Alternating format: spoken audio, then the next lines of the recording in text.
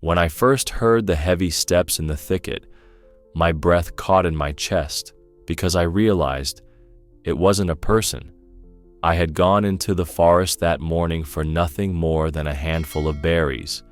The air smelled of pine and damp earth, and the silence was the kind that makes you feel like you are the last living soul in the world. I was walking slowly, basket in hand, when my foot slipped.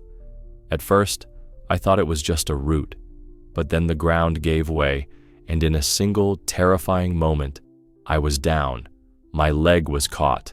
The pain came fast and sharp, so deep it stole my voice. When I looked, I saw the rusted jaws of an old trap clenched around my ankle. Some hunter must have left it there decades ago, forgotten under the moss and fallen needles. But it hadn't forgotten me. I screamed. My voice tore through the trees, echoing back at me like the cry of another wounded animal. I screamed again and again, until my throat was raw and my chest ached. No one answered. No one came. The silence pressed against me like a weight. My hands trembled as I clawed at the trap, but the iron was unmovable, biting into my flesh every time I pulled. Blood was already soaking my sock, seeping into the dirt beneath me. That was when I heard it. At first, it was faint, just a crack of branches, the shifting of weight in the undergrowth. My heart leapt. For a moment, I thought, a person. Someone heard me. I would be saved. But then came the sound of hooves, heavy, steady, deliberate. I froze. My pulse hammered in my ears. No person walked like that. Through the screen of trees, a shadow emerged, vast, tall, antlers wide as branches, catching flecks of light between the leaves. It was a moose, a great bull moose, the kind you hear about but almost never see. He stopped a few paces away and looked at me, not past me, not through me, at me, and in that look, my fear tangled with something else, something I couldn't name. My chest tightened, my breath came shallow. I was pinned there not only by the trap, but by his gaze. I thought he would turn and vanish, melt back into the forest like a ghost. That's what wild things do when they meet humans, isn't it? They leave, but he didn't. Instead, the moose took a step closer. The ground shook faintly beneath his weight. His nostrils flared. He lowered his head, antlers like a crown of branches swaying above him. I could smell the musk of him, raw and earthy, like the very heart of the woods. Fear swelled in me again. I pressed my back against the dirt, as far from him as I could manage, though I had nowhere to go. My voice shook when I whispered, "Go, please, go." But he stayed. He only stood there, looking. His eyes were dark, but not empty. They carried something I still can't explain, something too human, too knowing. A tear slid down my cheek before I realized I was crying. In that moment, I thought, perhaps he smells the blood. Perhaps he will charge, finish me, trample me into the earth. That would be easy for him. One movement, and I would be gone. My body trembled so hard that the trap rattled against the bone of my ankle. The sound made me wince. Still, he didn't move. The forest seemed to hold its breath with me. I tried to convince myself it was nothing, just an animal's curiosity, just a wild thing drawn by the scent of fear, nothing more. But deep down, I already knew it was not nothing, because he didn't leave, and the way he stood there, the way he lowered his head just slightly, as though to see me better. It felt as though he had come not by accident, but for a reason. A shiver ran up my spine. I thought I had reached the end of my strength. I thought I would lie there until either the forest or the pain swallowed me whole. And yet, here was this creature, filling the silence with his presence, holding me in place with eyes that seemed too full of thought. For a moment, I believed he would stay until I stopped breathing, that he would watch over me as if guarding. I don't know how long we stayed like that, staring at each other, woman and beast, neither moving, both caught in something neither of us understood. Finally, he shifted his weight. His hooves struck the ground softly, and I thought, this is it. He will leave now. He will disappear into the thicket, and I will never see him again. But I was wrong. I thought he would turn away the moment he caught the sharp scent of my blood. I thought he would vanish like smoke, but it turned out this was only the beginning. He didn't turn away. He stepped closer and struck the ground with his hoof, not wild, not angry, measured, like he was testing something I couldn't see. The thud ran through the dirt and up my bones. I flinched and threw my hands over my face, bracing for the crush I was sure would come. I told myself this was the end, that he would stamp the life out of me without even meaning to. I thought it was over already, but it wasn't. He pawed again, a clean stroke just beside the rusted jaws that had my ankle. The earth loosened. Needles and dry leaves slid down the side of the hole.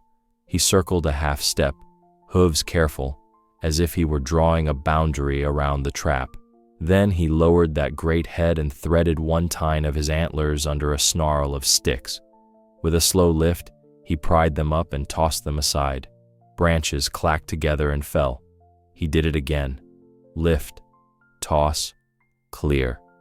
I stared, mouth open, breath coming in small gasps. He was not coming for me.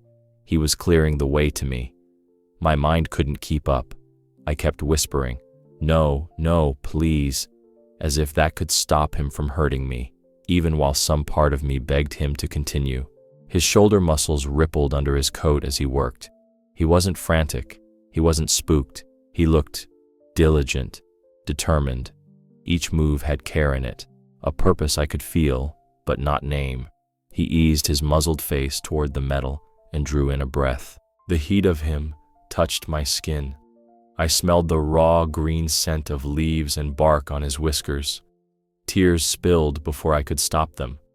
"Help me," I said out loud, the words small and broken. "Please help me." I didn't believe an animal could understand that, but I said it anyway, because there was no one else to hear me. He shifted his weight back and brought his hoof down near the hinge of the trap, not on it, but next to it, pressing the dirt with a careful grinding motion.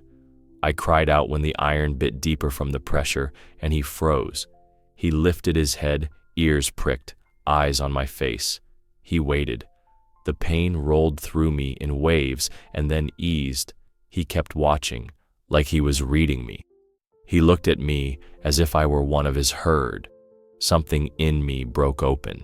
My fear didn't leave, but it stood shoulder to shoulder with something like awe, and both of them flooded me at once. "I'm here," I whispered, though I didn't know who I was answering. My hands shook so hard I could barely hold the edge of the hole. He stepped to the other side, picked at the mat of roots with the tips of his antlers, levered them upward, and tossed them clear. Each crack of fiber sounded loud as a gunshot in that quiet. He raked again and again until the earth around the trap began to crumble, widening the lip. Dirt fell in clumps. Pine needles slid like a small landslide. He nosed aside a broken limb, then braced, then lifted. He was making a path, not with hands, but with all he had. I watched his eyes, dark and steady, and wondered what story lived behind them. Had he seen a trap before? Had he learned the feel of iron in the ground? Had something in his life taught him that pressure here mattered, that a lift there meant release? The questions spun in my head, dizzying. I had no answers. I only had the sight of him working, patient as rain. He tried the hoof again, more delicate this time. He set it down like a careful finger. The metal creaked, and the hinge shifted a hair. Pain flared, and I grabbed the frame with both hands to keep from jerking my leg. He lifted, waited, listened to me breathe. He tested, then drew back. It was as if he were learning the trap the way you learn a door that sticks, little by little, feeling where it wants to give. "Good," I whispered without thinking, like I would to a child. "Good, good." My voice shook. The forest felt close, like the trees themselves had leaned in. A jay shrieked above us, and he raised his head, body going tall and still. He smelled the air, wide nostrils flaring, then returned to the edge, placed his hoof even closer, and pushed the soil outward with a slow, grinding sweep. More dirt sloughed off. The ring around the trap opened another inch. My foot had a breath more room, the iron less grip on flesh. I could feel cool air on skin the metal had hidden. "Don't stop," I begged, and the begging shamed me and didn't shame me at all. I was an old woman talking to a wild king, and all my pride had bled out into the earth. He paused. He looked at me again, and I felt heat flood my face because there was meaning in that look I didn't know how to carry. It said, "Stay." It said, "I see you." It said, "You are mine to guard for this moment, and I won't leave until I choose." He nudged a thick branch toward me with the flat of his antler, as if offering a brace. I reached for it with clumsy hands and dragged it closer, set it under my palm, tried to lift myself a little to take pressure off the ankle. The trap scraped. I gasped. He stopped at once. He waited for my breathing to settle, like a nurse.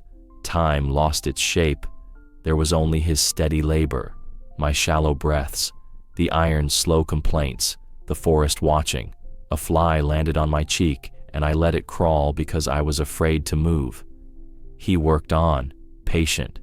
How could any of this be happening? How could I be here, and he be doing this? Then, as if we had hit some edge only he could sense, he stepped back. 1, 2 paces. He raised his head. He listened to the forest in a way I couldn't. His ears turned toward a sound I didn't hear. My chest tightened. "No," I said. "Don't go, please." He looked once more into me, and in that look I felt the strangest certainty that he had decided something. And then he slid into the trees, tall body dissolving into shadow and branch, the crown of his antlers the last to vanish. Cold rushed up my spine. The forest was wider and emptier than before. I told myself it was finished, that whatever mercy I'd been given had passed. I decided it was all over. I was alone again, but before my tears even dried, I heard the crack of branches, closer, heavier, and he came back. He came back, but he wasn't alone. A smaller shape ghosted after him, unsteady on long legs, ears too big for its head, fur the color of wet straw. For a heartbeat, I thought my eyes were failing me, that the blood loss and the fear had conjured a picture I wanted to see. I told myself I was imagining it, that nothing more could happen now. But then, the little one stumbled into a shaft of light, and I saw the white on its muzzle.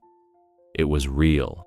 The great moose stopped beside the hole and turned, not to me, but to the calf. He swung his head with a slow, deliberate motion, like a teacher pointing at a lesson.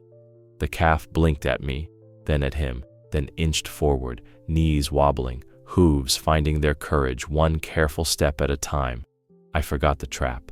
I forgot the bite of iron and the hot pulse in my ankle. All I could feel was my heart crashing against my ribs, because this should not be. Wild mothers don't bring their young near people. Wild fathers don't bring anyone. And yet here he was, bringing this small, breathing piece of his world right to me. I pressed my back harder into the dirt to make myself smaller, safer. "Don't," I whispered, to the big one or the small one, or maybe to the whole forest. "Don't come closer. I'm not safe." The moose flicked an ear but did not move away. His eyes were on me, steady, measuring, and then on the trap, and then on the calf. It felt like he was telling the little one, "Look, see, this is danger. This is what the ground can do." The calf stretched its neck, nostrils fluttering, scenting the metal and the blood and the salt of my skin. It took another step. Its ribs trembled with breath. The world narrowed to that small face, the soft whiskers, the wide dark eyes. I lifted my hand without thinking, slow as a leaf falling. My fingers shook.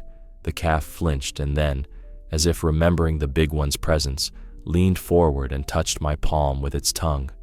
Warm, wet, gentle. A sound came out of me that was half laugh, half sob. I didn't cry from pain. I cried because something had opened in the world that I had not known could open. I looked up at the moose, and what I saw there was not rage. It was not wild fear. It was care. I was afraid he would simply finish me, that he would crush me into the earth without a thought, but in his eyes I found no anger, only a kind of watchfulness that broke me. He looked at me like I was part of his herd. He stepped closer, placing himself at an angle that shielded the calf from the underbrush. He smelled the air in long, thoughtful draws, ears swiveling to catch sounds I couldn't hear. Then he leaned down again to the ragged circle of earth where he had worked before. With one antler tine, he lifted a mat of needles and flung it aside, then scraped at the loosened soil with the edge of his hoof. He was not done. He had brought his calf to witness, and he kept working. "Don't watch this," I told the little one, ridiculous words for a ridiculous moment. The calf huffed a breath against my wrist and took another lick, quick and shy, as if to say, "I'm here." The touch lit my skin like a blessing. I thought, this is it. This is the gift. This is the last sweetness before the end. If I die here, at least I felt this. But the big one wasn't finished with me or with the lesson. He nudged a branch toward my free hand again, as if reminding me where to brace. I grabbed it and tried to take weight off my ankle. The trap grated and the pain flashed white. I couldn't help the cry that burst out. He froze at once, head up, eyes on my face, waiting for the sound to drain.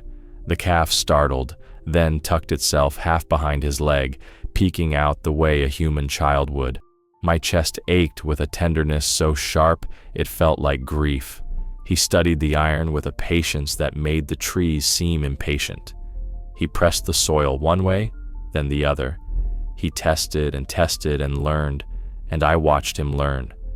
The calf copied him, dragging a tiny hoof through the needles beside the hole, then glanced up at him as if asking, "Like this?"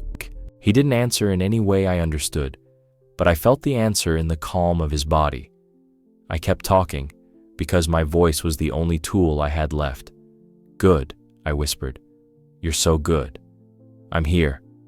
I'm not going to hurt you." It felt absurd to say it, but I said it anyway, the way you say grace, even when you're not sure who is listening. A hush fell heavy over us, like the forest itself was leaning in. Even the jay went quiet. Somewhere far off, a woodpecker tapped 3 lazy beats and stopped. The big one's ears turned toward a sound I did not catch, then back to me. He lifted his head and snorted softly, not a warning, not a threat, just a note to the calf, a small music that meant stay close. The calf pressed against his leg and watched me with that open, unashamed curiosity only the very young have. I don't know how long we were like that, the 3 of us suspended over the same piece of earth, breathing the same damp air. Time thinned. The iron still gripped me, but its teeth felt farther away. What I felt most was the warmth of the calf's breath and the calm weight of the big one's attention, like a hand on my shoulder telling me to hold on. And then he stepped back. 1 pace, 2. My heart dropped. He turned to the calf and gave that small sound again, deeper now. The little one flicked its ears and looked at me a last time, as if memorizing my face, and then tucked itself behind him, ready to follow. I thought that was it, the kindness fate had to spare me, the last blessing before the dark. I thought I had been given more than anyone has a right to ask, and that the story had closed. But nature was shaping a different ending for me, one I couldn't have imagined even then, with my palm still wet from a wild child's tongue. He returned to the work like a craftsman who had set his tools down only to fetch a better one. The calf hovered a few steps back, head high, ears ticking at every sound. The big one lowered his crown and began to rake the earth again. Antlers first, then hooves, patient, steady, intent. The sound of tine against root was a clean, woody crack. The sound of hoof and soil was a slow grind, as if he were kneading the ground itself to make it softer. He hooked a tangle of roots and lifted. Fibers snapped one by one, each break a quick sting in the air. He tossed the wad aside. Then he dug with his forehoof, pressing outward, shaving the rim a thin slice at a time. The lip of the hole slumped and widened. Needles skidded down in little slides. A beetle tumbled with them and righted itself, stubborn and absurd. I found myself watching these tiny things because I was afraid to watch the iron. He pried again, angling a tine under a buried stick as if he knew exactly where to leverage. The branch lifted. He flung it into the brush. My mind fought itself. One part of me said, "This is madness. You cannot trust a wild giant." Another part, the part that felt his calm like heat on my skin, whispered, "Let him." For the first time, I reached out to help. I clawed at the loosened roots near the trap, yanking and twisting until dirt packed under my nails and sap burned my fingertips. Every pull sent a flare through my ankle, but the flare began to carry a thread of hope inside it. He sensed my movement. He paused, watched my face, then worked in rhythm with me. His push, my tug, his lift, my pull. It was nothing like any language I had ever spoken, but it was still a language. When I gasped, he froze. When I breathed again, he continued. The calf edged closer, emboldened by the calm. It reached out once and sniffed the air above my knee, then stepped back as if remembering the lesson. Danger lives in the ground. A thick root lay across the hinge where the rusted jaws met. He slid a tine under it and pried. It budged and stuck. He adjusted. He used the flat of his antler now, pressing down to change the angle, then lifted again. The root tore free with a wet sound, and the soil around the hinge sloughed away. Cool air found a strip of skin the iron had hidden since the first scream. I swallowed a cry that was half pain and half gratitude. He leaned in farther to study the hinge. His breath warmed my shin. Then, quick as a blink, the tip of his antler glanced my ankle. A hot spark shot up my leg. I choked out a sound I could not control. But with that spark came another sensation, faint as a whisper. The bite of the trap eased a hair. The change was so small, I might have imagined it if not for the way the blood seemed to find a new path under my skin. I held still, every muscle stiff with the effort not to jerk. He went still with me, as if our bodies were one animal listening for the same signal. The calf snorted, a soft burst, and tucked itself behind his leg. I laid my palm flat on the earth to steady my shaking. The bark under my hand felt like old bread. The world narrowed to the hinge, the iron teeth, the warm, dark eye watching me. My mind had room for only two thoughts, and they fought each other like dogs. One said, "He could finish you without meaning to. One wrong move, and he will drive the antler through muscle and vein, and the woods will take you."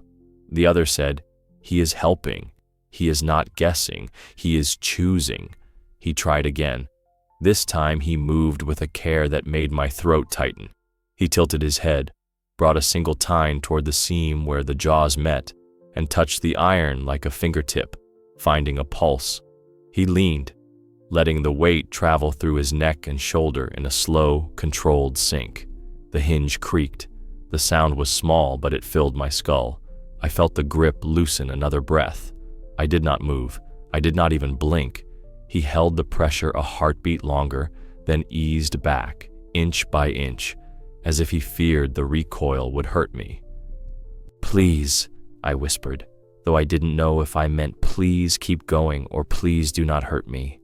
Maybe I meant both. My voice was a reed in wind. He shifted to the other side and worked the soil with his hoof, making the ground fall away from the iron. Then he returned to the hinge, set the tine, and leaned once more, lighter this time, exact, like he had learned the delicate spot and was testing its memory. The trap groaned, an old, arthritic sound. I felt coolness touch a new strip of skin, a relief so sharp it tasted like metal on my tongue.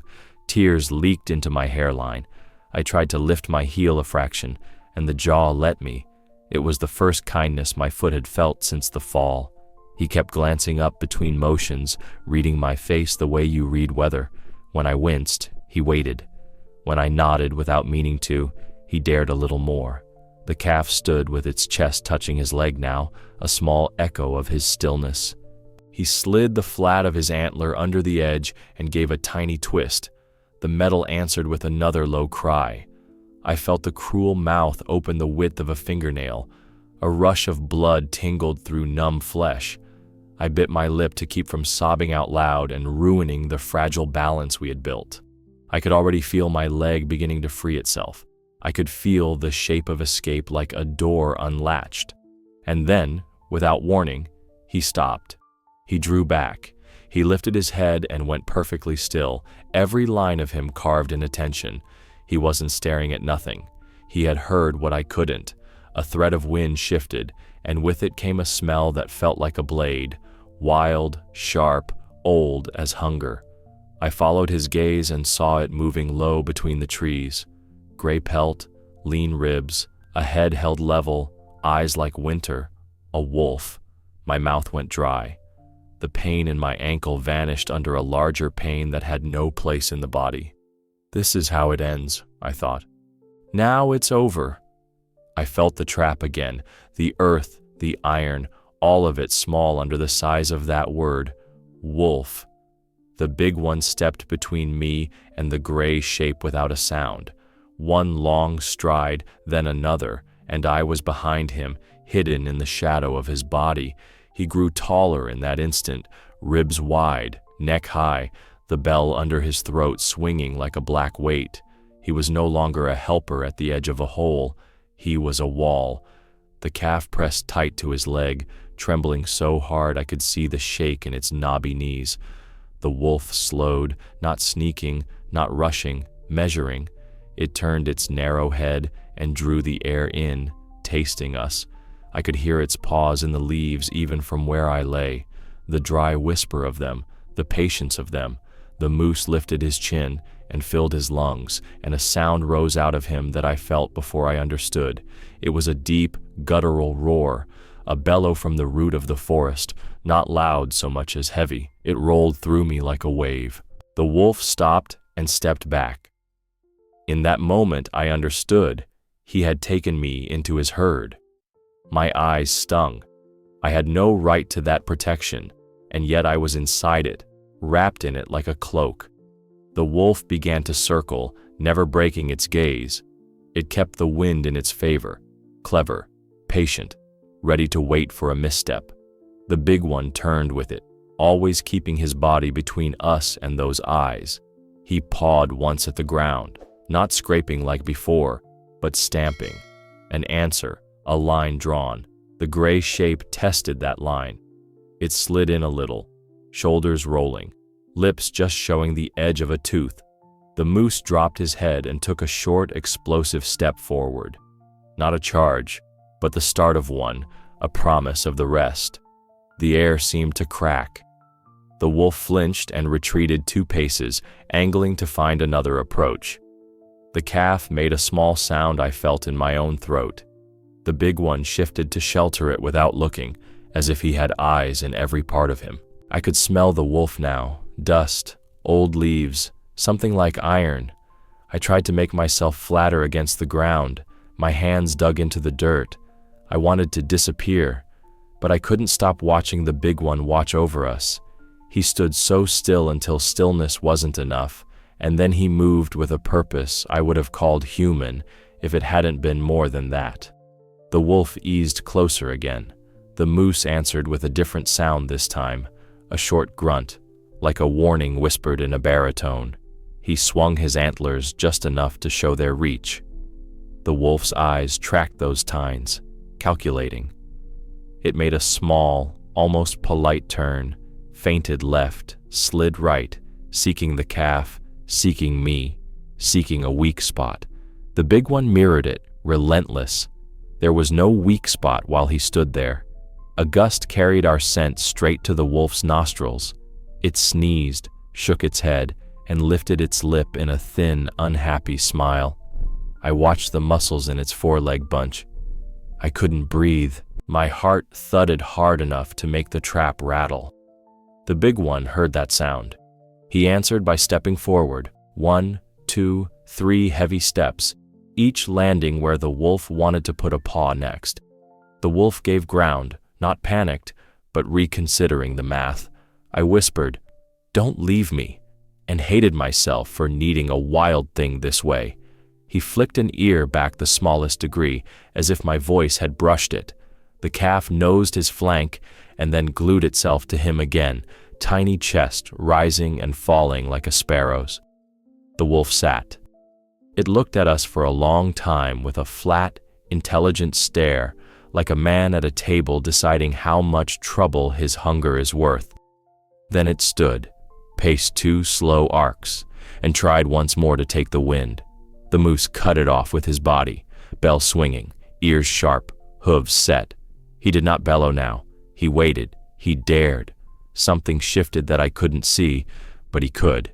Maybe the wolf decided the calf wasn't small enough. Maybe the antlers looked longer from where it was. Maybe the sound from the moose's chest still rang in its bones. It took another step back, then another, lips covering its teeth again. It turned its head, and the moment loosened just a little, like a fist unclenching. I was shaking so hard I thought I would shake the whole forest apart. Shock and gratitude rose and crashed in the same breath. He was guarding me from a predator that had every right to be here and every reason to try. He held the wolf off like he had done this his whole life, and maybe he had. For a heartbeat, I believed the spell was over, the lesson finished. I thought now he would leave me where I lay, and the wolf would find another trail, and I would be left to the trap and the pain and whatever people might come upon me later, if they came at all. I thought he would vanish back into his world, having given me more than any creature owes another. But he did something. Then I would never have believed if I hadn't seen it with my own eyes. He lowered that great head again, and the world narrowed to iron, antler, breath. He set a single tine against the seam where the rusted jaws met and tested it, the way you'd test a door with a stuck latch. Then he turned his neck, not a shove, not a hit, just a careful twist that sent his strength through bone and into metal. The hinge complained, a low groan. I felt something ease, small as a sigh, real as rain. He adjusted a fraction, finding the angle as if the trap itself had told him a secret. He leaned again, slower, truer. The iron's teeth opened the width of a fingernail. Cold air slid across skin the trap had hidden, and my whole body shook with the shock of it. I didn't dare move. He held the pressure, steady as a hand, while I counted heartbeats to keep from crying out. Then, with a breath I felt more than heard, he shifted his head the other way. The hinge gave another grudging click, and the jaws relaxed. I swallowed a sound that was half sob, half prayer. The world brightened at the edges. He drew back and watched my face. When my breath leveled, he set the tine again.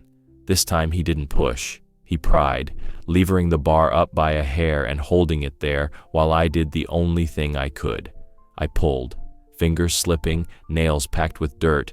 I clawed at the curved jaw and dragged my leg through the smallest opening it had given me.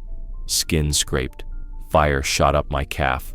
The jaw bit again on nothing but air. The trap was open. For a moment I couldn't understand what my body was telling me. The pain roared so loud it drowned out everything else, and then beneath it, a strange blankness. My foot was free, but it wasn't mine yet. It was a numb, heavy thing that throbbed at a distance, as if it belonged to someone lying a few feet away. He didn't move. He stood with his chest broad and his legs set like posts. The calf tucked itself against him, safe and shaking. I pressed my palms to the dirt and tried to sit up, and a dark wave passed over my eyes. When it cleared, he was still there, watching, ears alive to the forest, eyes fixed on me. I have to get out, I told myself, as if words could lift me. I curled my elbows under me and pushed. The world tilted. I slid, helpless, and my heel brushed the iron. White light flashed. I choked on a cry and froze. The big one answered by shifting a half step closer, his shadow falling over me. He lowered his shoulder to the rim of the hole, near enough that I could reach him if I dared. I dared. My hand found his hide, warm, dense, alive. The first touch was like touching the surface of a river, shock, then movement under my palm. He didn't flinch. He stood.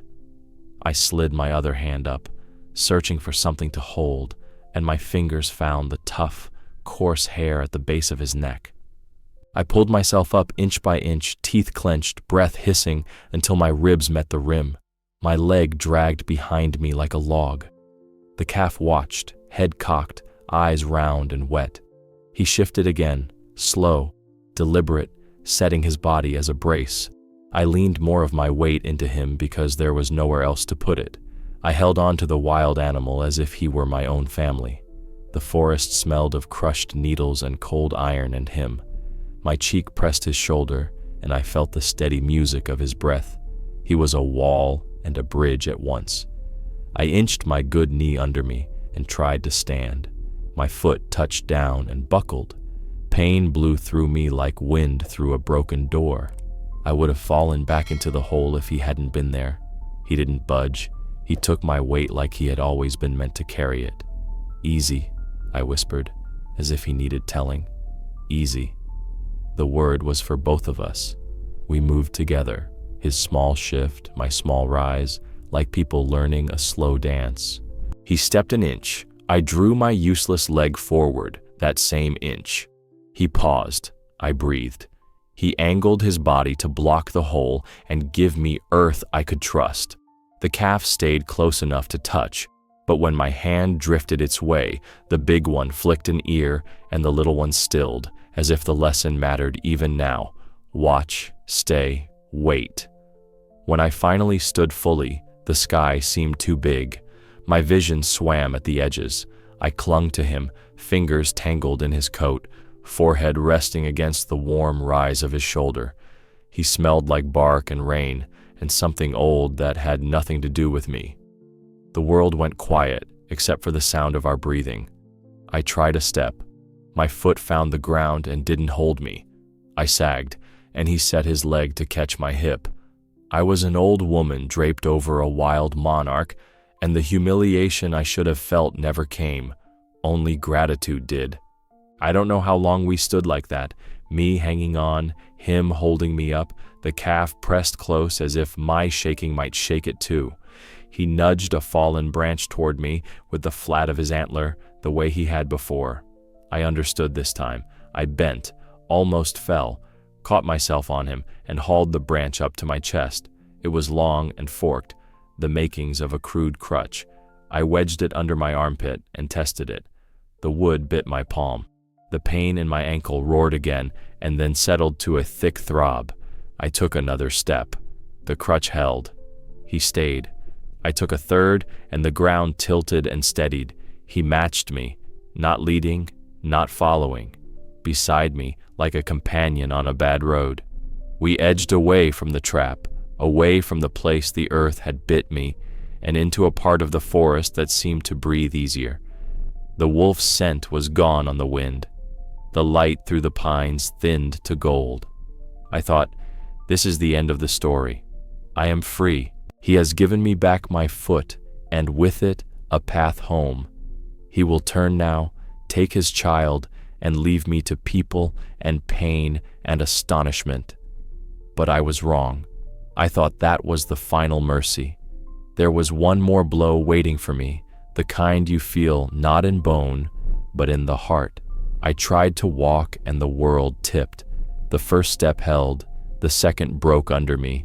My bad foot buckled and I went down hard on my knees, the branch crutch skittering out of reach. The pain hit like a wave-breaking stone.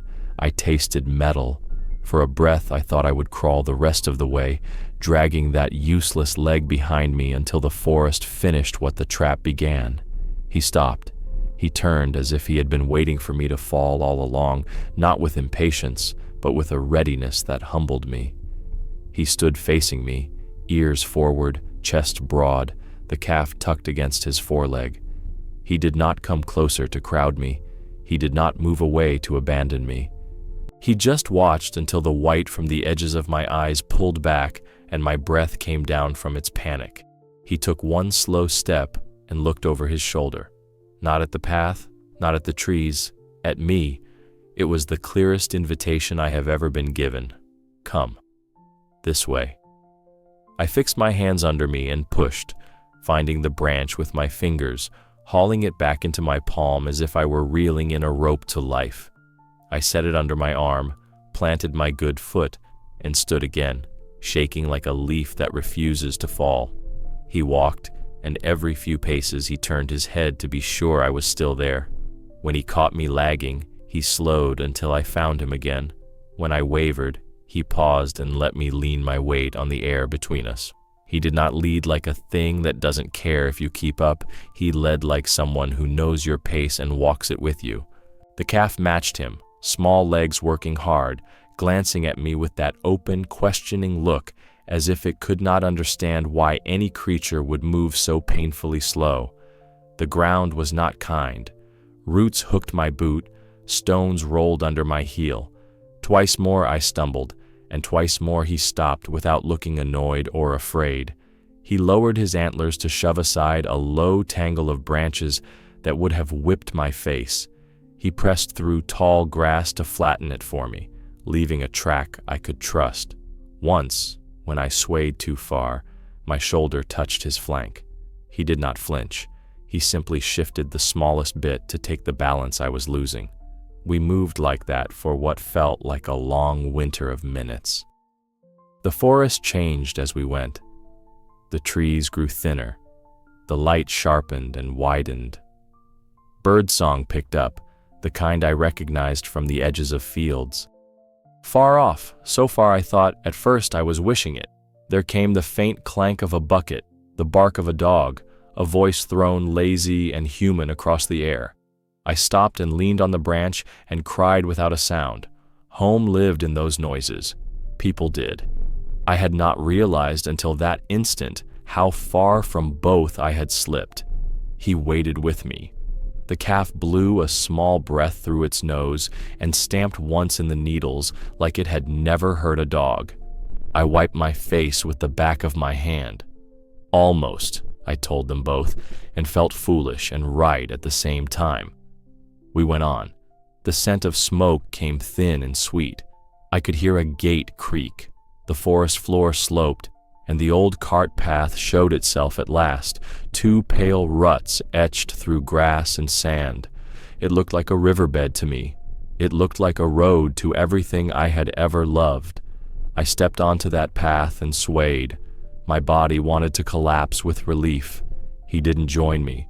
He took a half step back, as if he had come to a border he wouldn't cross. He stood with one hoof on the leaf mold and one on the scraped earth of the wood's edge, and in that stance I felt something I won't be able to name even when I have had years to think about it. It was not fear of what lay past that line. It was a choice. This far, no farther. I turned to face him. The calf was close to his leg again, pressed there as if to keep his courage, though it seemed to me the courage was mine to hold now. The big one raised his head and looked at me, and in that look there was a goodbye and gratitude. It sat me back a step. Gratitude? For what? For staying still, for trusting, for learning the shape of danger with him and the little one? My heart pounded so hard it hurt. The branch under my arm creaked with the press of my weight.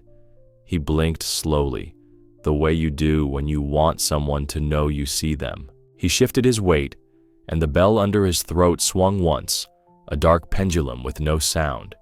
He breathed out, and the breath carried the resin smell of pine and something like rain.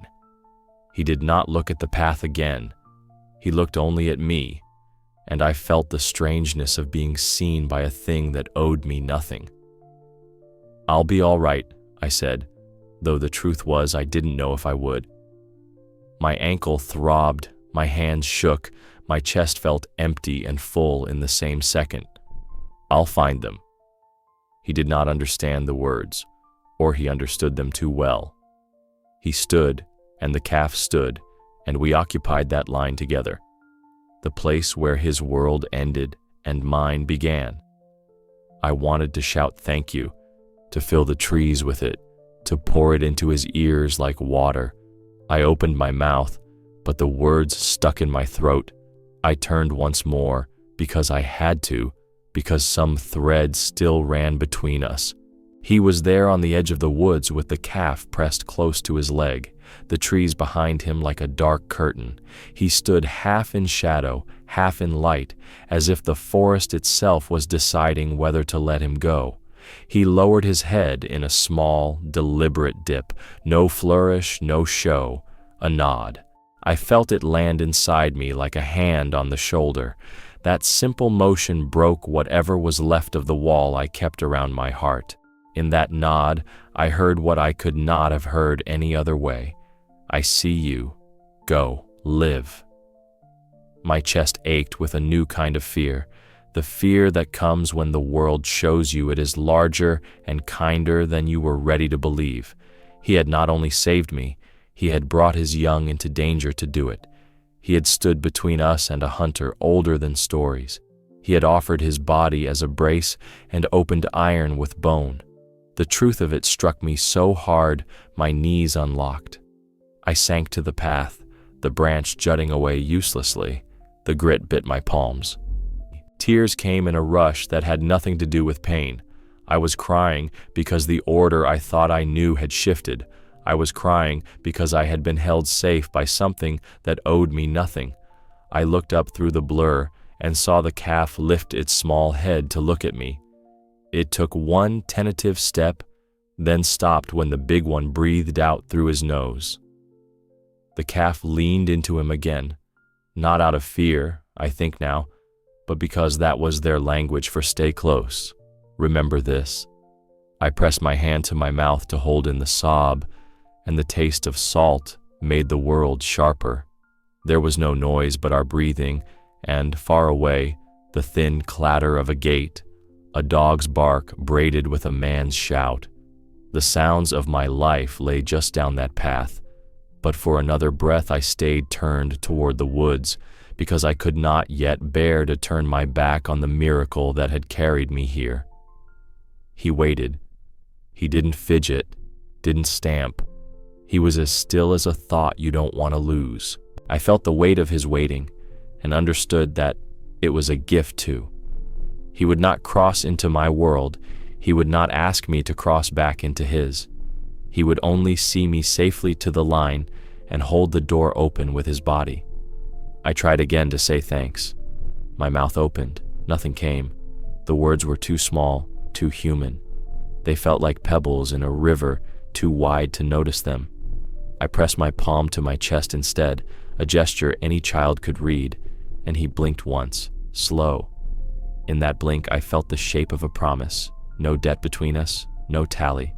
Just what was done, and the knowing of it. A gust ran along the path and swung the branch crutch against my leg. The touch pulled a streak of fire from my ankle to my hip. I hissed through my teeth and grabbed the wood. The moose lifted his head, ears tipping forward, then settling. I could almost hear the thought in him. Now you go. The calf pinned its ears and looked at my stick like it wanted to challenge it, then thought better and looked back up at him. I pushed myself to my feet, awkward and shaking, the world tilting and righting around me. I set the makeshift crutch, took a breath, and stepped backward once so I could keep my eyes on him a second longer. The path behind me felt like warm water. The forest in front of me felt like a cathedral. I didn't deserve either feeling, but both filled me anyway. He did one last thing then, something so small it might have been nothing if I hadn't been looking straight at him. He shifted his weight and turned his head to the calf. not away from me, but past me, and then back to me again. It read like a sentence, simple and whole. I have what I came with. You have what you need. We are finished. My throat closed. The fear that filled me then was not the fear of wolves or iron. It was the fear of beauty, the kind that knocks you down and makes you feel tiny and held at the same time. I bent under it. My knees hit the path. I put my hands on the earth and let the tears come as if I were pouring something out that I had carried too long. The grit stuck to my palms, and I pressed them harder because I needed to feel the world as it was, solid, cold, unarguable, so I could accept what I had seen inside it. If someone told me this, I said to the empty air, to the trees, to him, I would not believe them. My voice sounded like it belonged to another woman, a younger one or an older one, I couldn't tell. The calf flicked its ear. The big one stood without a tremor. He looked at me with that same steady gaze he had used to hold me together when iron held me apart. He looked at me the way not every person knows how to look at another person. He looked at me like one of his own. If someone told me this, I said again, because the words needed a second life, I would not believe them, but I saw it myself. A wild creature saved me. He looked at me in a way a human doesn't always look at their neighbor, and I know now, nature is wiser than we are. I wiped my face with the heel of my hand and tried to rise. The noise of people grew closer, bending around the trees like a current. When I stood, he stood taller for a breath, not to threaten, but to complete the picture of himself in my memory. Then he took one step backward into the green. The calf went with him, a small shadow glued to a larger one. They did not rush. They did not hide. They simply dissolved into their world the way rain dissolves into soil. I thought that would be the end. I thought the path would swallow me, and the village would carry me, and the day would become a story I barely recognized when I spoke it aloud. But even as I turned toward the voices and the smoke and the hands I hoped would catch me, I felt the aftershock roll through me, the quiet, impossible knowledge that what had happened would not ever let me go. They found me on the path because I was crying and could not make myself stop. A man with a red cap came first, his dog pulling him, the bell on the dog's collar clinking like a tiny church. He bent over me and said my name, though I had no idea who he was. Then another voice, a woman with a jacket tied at her waist saying, "Easy, easy, we've got you," and a third voice calling down the hill for help. Hands touched my shoulders, my wrists, my face. Someone slid an arm behind my back and lifted me to sit. I gripped the branch like a child grips a railing. I turned to the woods once more. The edge was only trees and shadow. He was gone. The calf was gone. The line between their world and mine had closed like water. "Don't move," the man said. "You're safe now." I shook my head, because safe had worn a different shape that day. "A moose," I said. "He brought me here." The man looked at the woman over my head. People make that look when a story is too big to hold. They saw the trap when they followed the churned ground back a little way. They saw the torn needles, the gouges where antlers had worked, the iron mouth open like a rusted grin in the dirt. The dog sniffed and whined and leaned against my knee. Someone said, "That thing is ancient." Someone else said, "Who leaves metal like that in these woods?" No one said anything about a moose who could pry. When they lifted me, I screamed once and then was too tired to do it again. They made a chair with their arms and carried me up the path in short, careful steps, swapping places when they had to. The sky tumbled over their shoulders. The woman kept saying, "You're all right, you're all right," like a song. I kept saying, "I held on to a wild animal. He saved me." At the road there were more people and a car that smelled like rubber and dust. A boy stared at the blood on my sock until his mother turned his face to her coat. Someone pressed a bottle of water into my hand and told me to sip. I said, He stood between me and a wolf. The words sounded foolish in the open, like coins in the wrong currency. The man with the red cap patted my shoulder as if to say, "You're in shock." He was right and wrong at the same time. At the clinic, they cut my boot away, and the doctor with gentle eyes said words that mostly meant, "You will keep the foot." He said swelling and bruising and time. He asked me what happened. I told him. He said, "You were lucky." I said, "I was not lucky. I was saved." He wrote something on a chart that did not spell saved. He gave me a blanket even though it was not cold. He left the door open, and down the hall I could hear a radio humming a tune I knew when I was a girl. People came to the bed and left it.